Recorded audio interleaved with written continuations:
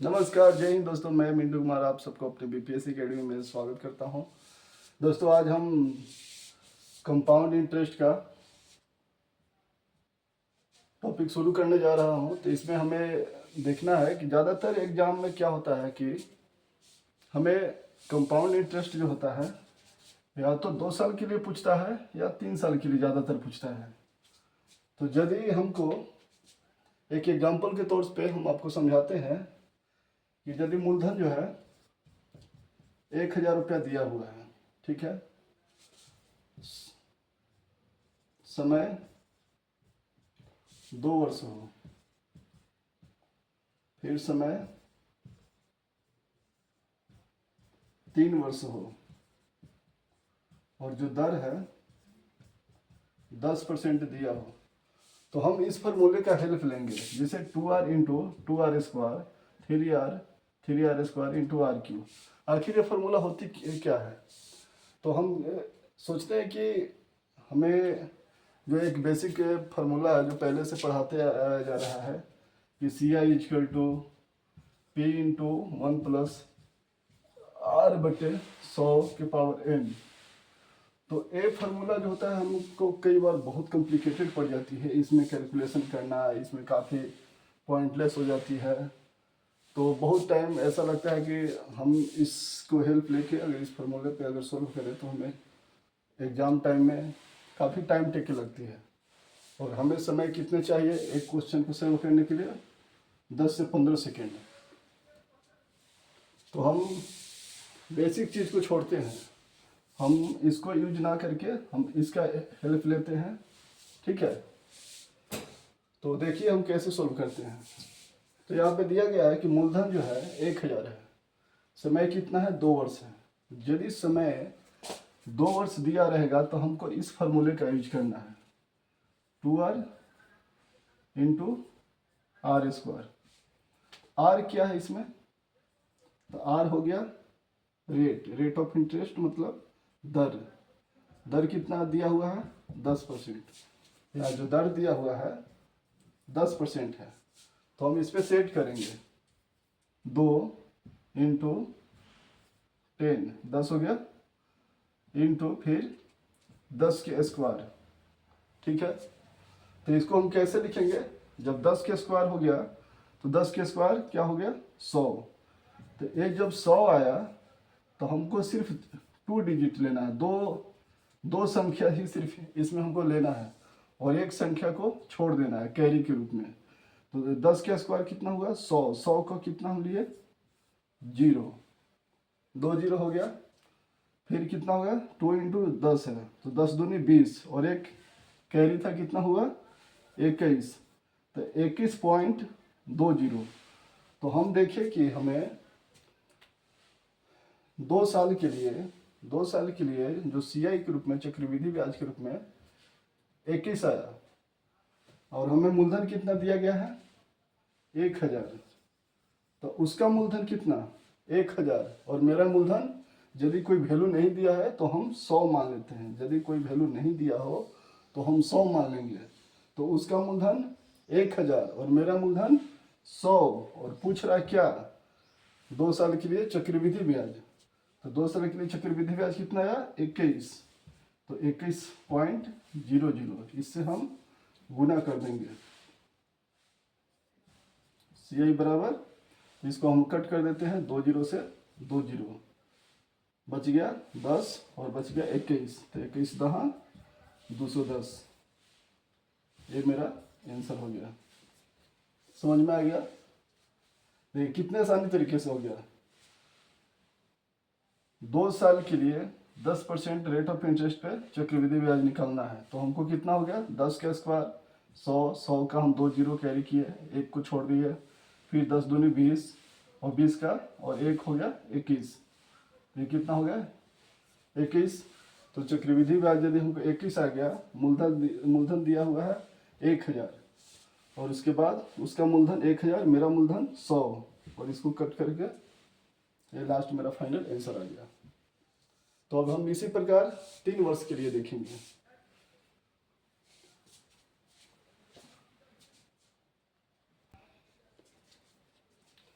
तो अब हम 3 वर्ष के लिए देखेंगे कि 3 वर्ष में हमारा CI कितना आती है। तो 3 वर्ष का इस पे हम सेट करेंगे 3R into 3R² into RQ। तो R का वैल्यू कितना है, R का वैल्यू हमको 10% दिया हुआ है, जो दर होता है रेट ऑफ इंटरेस्ट। तो इस पे हम सेट करेंगे 3 इंटू 10 हो गया, और 3 गुने 10 के स्क्वायर और फिर 10 के क्यूब। तो 10 का क्यूब कितना हो गया, इसमें भी दो जीरो ही कैरी करना है। 10 का क्यूब मेरे लिए 10 गुने 10 गुने 10, मतलब 10 का क्यूब जो हो गया 1000 हो गया। तो 1000 में हम क्या करेंगे कि सिर्फ 2 संख्या को लेंगे और 2 बाकी को छोड़ देंगे। तो 10 का क्यूब 1000 और 1000 का 2 जीरो लेंगे, बाकी छोड़ देंगे। हमारे हासिल कितना हो गया, कैरी 10 हो गया। फिर 10 के स्क्वायर 100 और 100 गुने 3, मतलब 3 इंटू 10 के स्क्वायर कितना हो गया, 3 गुने 10 के स्क्वायर 100, 100 इंटू 3, तो ये हो गया 300। 300 हो गया, और 300 जो पहले से कितना आया था 10, तो इसको हम इसमें जोड़ देंगे, तो ये हो गया 310। तो जब 310 हो गया तो हमने पहले ही बताया था कि सिर्फ हम 2 डिजिट को लेंगे, 2 संख्या को लेंगे। तो 2 संख्या कितना हो गया 10। फिर आगे देखेंगे 3 इंटू 10 है, तो 10 आई, 3 गुने 10, तो 10 आई 30। 30 हो गया। अब पहले से कितना है कैरी 3, तो 30 और 3 कितना हो गया 33, तो ये हो गया 33। तो उसका मूलधन दिया हुआ है कितना, उसका मूलधन है 1000। पूछ रहा है क्या कि हमको 3 वर्ष के लिए CI 10% पे कितना होगा। तो उसका मूलधन दिया हुआ है 1000, मूलधन दिया हुआ है 1000, उसका मूलधन 1000 और मेरा मूलधन 100। जब कोई वैल्यू नहीं दिया हो तो हम उसका 100 वैल्यू मान लेते हैं। और पूछ रहा है क्या रेट ऑफ इंटरेस्ट, हमको CI पूछ रहा है। तो CI कितना हो गया 33.1000। तो 1 के बाद 000 कितना भी जीरो हो उसको कैरी करना कोई ज़रूरी नहीं है, नहीं तो आप मिनिमम 2 कैरी कर सकते हैं। तो देखिए टोटल कितना मेरा CI हुआ 33.10। तो 1000 पे इसको अब हम कट कर देंगे 2 जीरो से 2 जीरो, और यहाँ 33.10 है, तो इसको 10 का पॉइंट में, तो इसको हम ले लेंगे यहाँ से 1 जीरो से 1 जीरो कट कर दिया। तो यहाँ कितना आ गया 331। ये मेरा 3 वर्ष के लिए जो CI आया 331, ये मेरा आंसर हो गया। समझ में आया आप लोग को? यदि आपको समझ में नहीं तो थोड़ा सा फिर से वीडियो को पॉज करके थोड़ा वीडियो को रोक कर आप देखें, और कहीं भी किसी प्रकार की डाउट हो तो आप कमेंट बॉक्स में ज़रूर कमेंट करें। हम कोशिश करेंगे कि आपका कमेंट देखकर आपको और भी आसानी तरीके से बताने का प्रयास करेंगे। और इसमें कुछ है ही नहीं, मतलब अगर आपको लगता है कि कुछ ज़्यादा है तो इसमें कुछ भी नहीं है।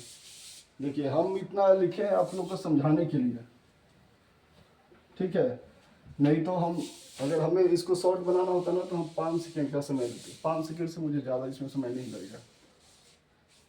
यहाँ 10% दिया है रेट ऑफ इंटरेस्ट, आर का वैल्यू 10%, तो 3 इंटू 10 हो गया, इंटू 3 इंटू 10 के स्क्वायर हो गया, इंटू 10 के क्यूब हो गया। 10 के क्यूब 1000, 1000 हो गया। 1000 का 2 जीरो लेंगे, बाकी को छोड़ देंगे। फिर 10 के स्क्वायर 100, 100 इंटू 3 300 हो गया, और 300 इंटू 10 300 प्लस 10 हो गया, तो 310 हो गया। 310 में हम 2 संख्या लेंगे, बाकी को छोड़ देंगे। 3 हो गया कैरी, 10 30, 30 3 33, तो यहाँ 33 लिख दिए। तो उसका टोटल मेरा CI जो आ गया वैल्यू 33.1 आ गया। पूछ रहा कितने पे, 1000 पे CI निकालने के लिए पूछ रहा। उसका मूलधन 1000, मेरा मूलधन 100, पूछ रहा कितना CI निकालने के लिए 33.10। 2 जीरो से 2 जीरो कट कर दिए, इसका पॉइंट है तो यहाँ 2 जीरो आ गया, 1 जीरो से ऊपर कट गया, 1 जीरो से यहाँ कट गया, टोटल वैल्यू 331 आ गया। इसी प्रकार मेरे साथ बने रहिए। और भी हम कई प्रकार के ट्रिक्स है जो, और भी कई प्रकार के जो कॉम्प्लिकेटेड क्वेश्चन है, I will try to resolve all toughest question in your coming from your exams. So please kindly you and all mostly friends and students are here to continue to watching my videos and share all groups and friends. Thanks for watching. Jai Hind, Jai Bharat.